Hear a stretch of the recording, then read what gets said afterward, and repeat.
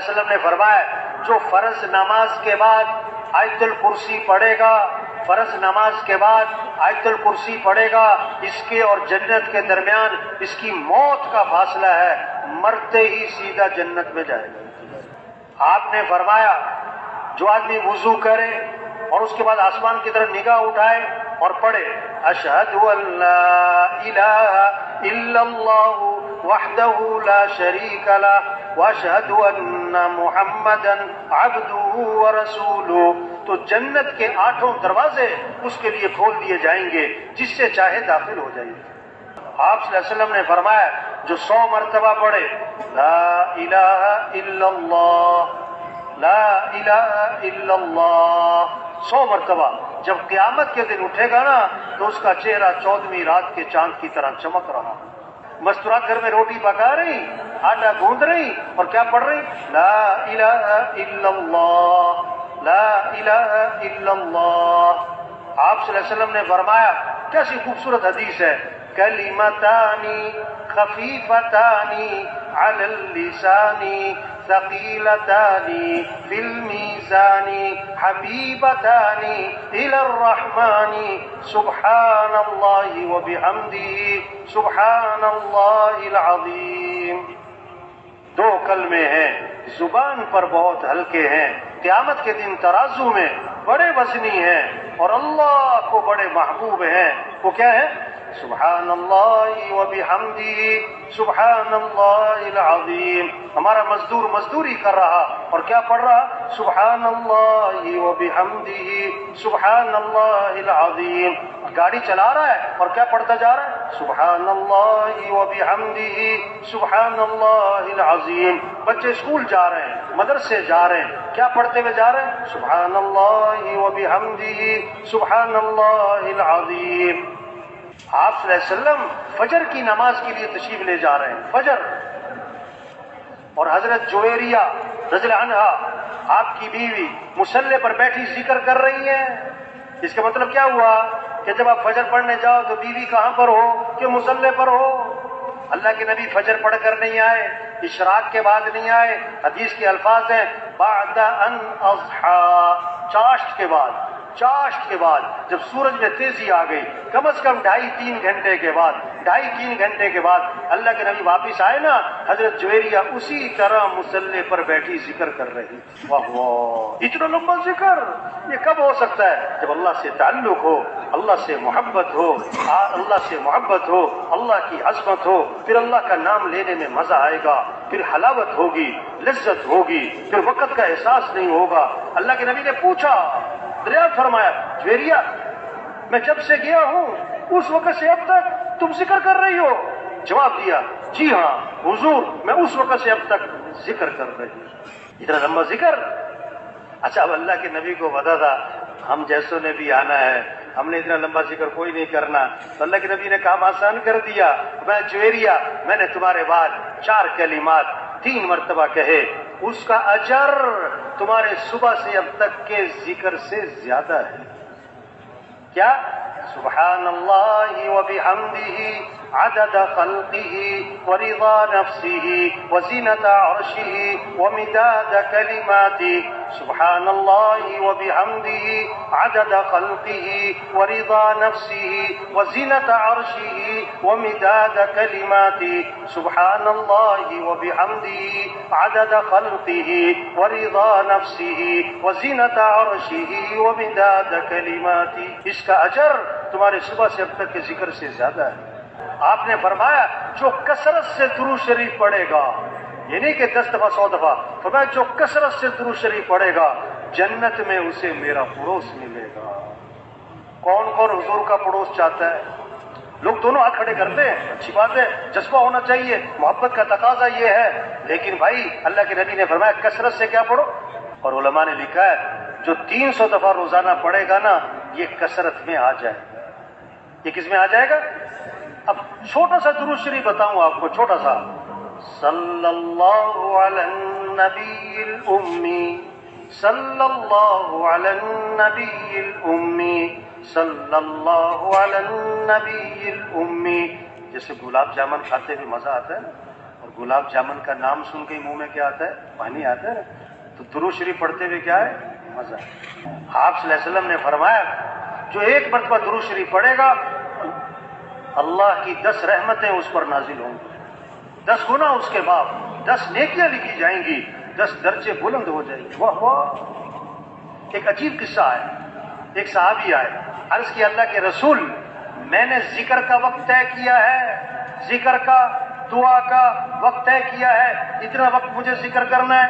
جیسے آج وقت ہوتا نا, یہ میرے گھر کا وقت, یہ میرے فلاں کا وقت, یہ جم کا وقت, یہ کلب کا وقت, یہ کھیل کا وقت. ٹھیک ہے بھائی, ذکر کا وقت بھی تو ہو, تلاوت کا وقت بھی تو ہو, مسجد کا وقت بھی تو ہو, قرآن کا وقت بھی تو ہو, تبلیغ کا وقت بھی تو ہو. حضور میں نے ذکر کا وقت طے کیا ہے, اس میں سے کتنا وقت میں درود شریف کو دے دوں؟ پھر خود ہی کہا حضور 1/4 وقت درود شریف کو دے دیتا ہوں, باقی جو ہے دوسرے اعمال اذکار کروں. آپ نے فرمایا ٹھیک ہے لیکن درود شریف زیادہ کر لو تو بہتر ہے. عرض کیا حضور 1/3 وقت درود شریف کو دیتا ہوں, باقی 2/3 دوسرے اعمال. فرمایا ٹھیک ہے لیکن درود شریف زیادہ کر لو تو بہتر ہے. میں کہا اچھا میں آدھا وقت درود شریف کو دیتا ہوں, آدھا وقت باقی اذکار. فرمایا ٹھیک ہے لیکن درود شریف اور زیادہ کر لو تو بہتر ہے. میں نے کہا اچھا حضور میں 2/3 وقت درود شریف کو دیتا ہوں, 2/3 وقت درود شریف کو دیتا ہوں, باقی دوسرے اذکار. آپ نے فرمایا ٹھیک ہے لیکن درود شریف اور زیادہ کر لو تو بہتر ہے. میں نے کہا اچھا پھر میں ایسا کرتا ہوں میں سارا وقت درود شریف کو دیتا ہوں, میں درود شریف ہی پڑھتا رہوں گا. اللہ کے نبی نے فرمایا اذن تکفا ہمک ویغفر ذنبک, اگر تم ایسا کرو گے نا تمہاری ساری پریشانیاں دور کر دی جائیں گی اور تمہارے سارے گناہوں کو معاف کر دیا جائے گا. آپ نے فرمایا جو کثرت سے استغفار کرے گا اللہ ہر تنگی سے اسے نکالے گا, پریشانیوں سے بچائے گا.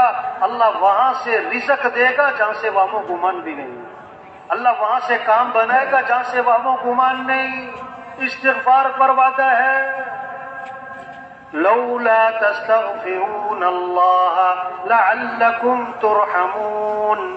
اور استغفار کیوں نہیں کرتے؟ اللہ کی رحمتیں آئیں گی.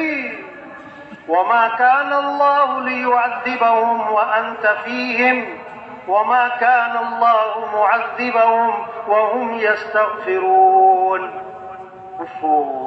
اگر آپ ان میں موجود ہیں نا اللہ فرما رہے ہیں ان پر عذاب نہیں آئے گا. اگر آپ چلے گئے تو جب تک یہ استغفار کرتے رہیں گے ان پر عذاب نہیں آئے گا. امام احمد بن حنبل رحمۃ اللہ علیہ کے بارے میں آتا ہے کہیں سفر میں تھے, سفر میں نا رات ہو گئی, مسجد میں نماز پڑھی عشاء کی, ارادہ کہ رات یہاں گزار لوں. انہوں نے کہا مسجد بند کرنی ہے, مسجد سے باہر نکل جاؤ سارے. ٹھیک, انہوں نے کہا میں مسافر آدمی ہوں, رات ٹھہرنا ہے. کہ نہیں اجازت نہیں ہے. اپنا تعارف نہیں کروایا. ایک آدمی وہ سن رہا تھا, تو نے کہا یہ کوئی بڑے بزرگ آدمی لگتے ہیں, اب میرے ساتھ چلو, اب میرے گھر میں رہ جاؤ. ساتھ لے گیا. اب وہ آٹا گوند روٹیاں پکاتا تھا, وہ تندور کا کام, آٹا گوند رہا ہے استغفر اللہ استغفر اللہ, روٹی پکا رہا ہے استغفر اللہ, لیٹ رہا ہے استغفر اللہ, اٹھ رہا ہے استغفر اللہ استغفر اللہ. بڑی استغفار.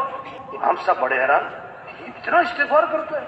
اس کو پوچھا بھائی تم بڑا استغفار کرتے ہو, کیا فائدہ ہے اس کا؟ انہوں نے کہا جی میرے بڑے مسائل تھے, جب سے میں نے استغفار کی کثرت کی ہے اللہ نے میرے مسئلے حل کر دیے, اور میں جو اللہ سے مانگتا ہوں اللہ میری دعا قبول کر لیتا. بس ایک دعا رہ گئی ہے, ایک دعا ابھی تک قبول نہیں ہوئی, باقی میری ساری دعائیں قبول ہو گئی, جو مانگ تو مل جاتا ہے. ایک دعا نہیں ہوئی. وہ کون سی دعا جو قبول نہیں ہوئی؟ کہ میں نے ایک نام سنا ہے امام احمد بن حنبل, کوئی بڑے بزرگ آدمی ہیں, میں نے اللہ سے دعا مانگی ہے کہ اللہ میری کبھی مجھ سے ملاقات تو کروا دے, بس یہ دعا رہ گئی ہے, باقی ساری قبول ہو گئی. انہوں نے کہا اللہ کے بندے تیری وہ دعا بھی قبول ہو گئی, میں جو تیرے سامنے بیٹھا ہوں احمد بن حنبل ہی بیٹھا ہوں, اور مجھے لگتا ہے تیرا استغفار ہی مجھے کھینچ کے لایا ہے. ایک صحابی آئے, عرض کیا حضور رات مجھے بچھو نے ڈس لیا, رات مجھے بچھو نے ڈس لیا. آپ نے کیا فرمایا؟ اگر تم نے یہ دعا پڑھی ہوتی تو بچھو تمہیں نقصان نہ پہنچا سکتا. اعوذ بکلمات اللہ التامات من شر ما خلق.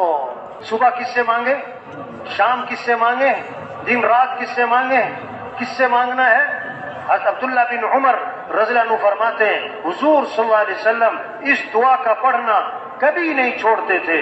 جس دعا کو اللہ کے نبی کبھی نہ چھوڑتے ہوں. آگے فرماتے ہیں نہ صبح چھوڑتے تھے نہ شام چھوڑتے تھے. وہ دعا کتنی عام ہوگی. کیا؟